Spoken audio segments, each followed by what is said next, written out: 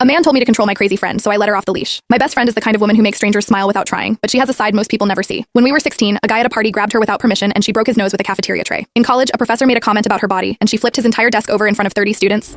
She's been in therapy for years, learning to manage her reactions, but the switch is still there, buried but not gone.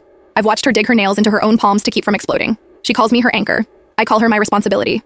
My best friend and I had been planning this trip to Italy since graduation, saving every paycheck for 2 years, and she promised me she could handle it. I'll be fine. I just want to see the Colosseum. I believed her. We landed in Rome with matching backpacks and a list of museums to visit. I thought maybe things would be different here. They weren't. We noticed him on day 1. A man who worked at a shop near our hotel noticed us. "Where are you going?" "Beautiful," he called out as we passed my friend jaw tighten. I squeezed her hand. "Ignore him," I whispered. She nodded and kept walking. Day 2, he steps directly into our path. "Let me show you around." I know all the secret places my friend's breathing changed. I recognize the signs. "We're fine," I said, quickly pulling her around him. She didn't speak for an hour after that. Day 3, he followed us for an entire block, close enough that I could smell his breath. "You're not being very friendly," he said. "I'm trying to be nice to you." My friend stopped walking. Her hands were shaw. I saw her knuckles go white. "Don't," I said quietly. "Please remember what happened last time." She closed her eyes, took 3 deep breaths, and we walked away. That night she couldn't sleep. "I hate this," she whispered. "I hate that. I can't just be normal." I held her hand in the dark. "You're doing so good. Just a few more days." Day 4, he was waiting outside our building when we came down for breakfast. "I know which room is yours," he said, grinning at her. "I watched your window last night. Every muscle in my friend's body went rigid. I physically stepped them. We call the police." I said. He laughed. "And tell them what that a man finds your friend beautiful. They'll thank me." I dragged her away before she could react. I reported him anyway. The officer shrugged. "He's harmless. You should be flattered by day 5. My fearless best friend wouldn't leave the room. The woman who once told off a cat caller so eloquently he actually apologized was now sitting on her hotel bed with her arms wrapped around herself. "I can feel the anger and hatred building," she said. Her voice was small. "Wrong. This wasn't her if he touches me. I don't know what I'll do." I felt completely useless, watching her shrink into herself. I convinced her to try one more time, just lunch at a quiet restaurant with a clear view of the door. She agreed, reluctantly. We barely sat down when the waitress glanced out the window and rolled her eyes. "This guy again?" she muttered. My stomach dropped. The same man who'd been harassing us walked in like he owned the vase, pulled up a chair without asking, and leaned toward my friend.